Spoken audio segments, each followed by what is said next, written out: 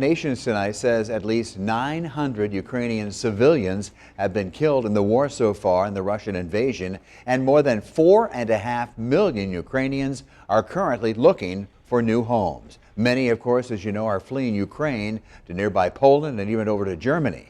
Experts say coming to the United States will, though, be a difficult process, they believe. Tonight, reporter Travis Breeze is live for us tonight. Travis, you're in Cedar Rapids after talking to a well-known resettlement expert. Tell us more about what they talk about.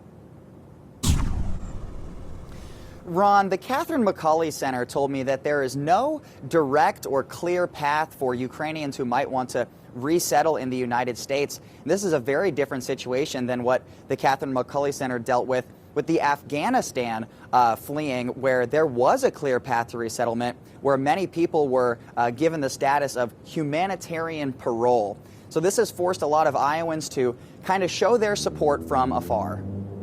Really work to help them understand that they can dream again. Sarah Zainich is the Director of Refugee and Immigrant Services at the Catherine McCauley Center. Since August, her team has helped resettle 249 Afghan refugees. They've been assessed for English language through our education services program, and we've worked very closely with each of them. Zainich says someone fleeing from Ukraine has to first prove that they are a refugee, and then they have three options: return home when the war is over, stay in the country they fled to, or permanently resettle in a third country. It's much less than 1% of the world's refugees that actually do that third country resettlement, like coming to the U.S. Did anybody get that bowl of soup of the day? Despite the distance, support for Ukraine is easy to find in eastern Iowa. We really were just sitting one night and Joe said we should do something fun like cook for Ukraine and raise money. Chop House downtown in Cedar Rapids started doing Ukrainian dishes on Friday,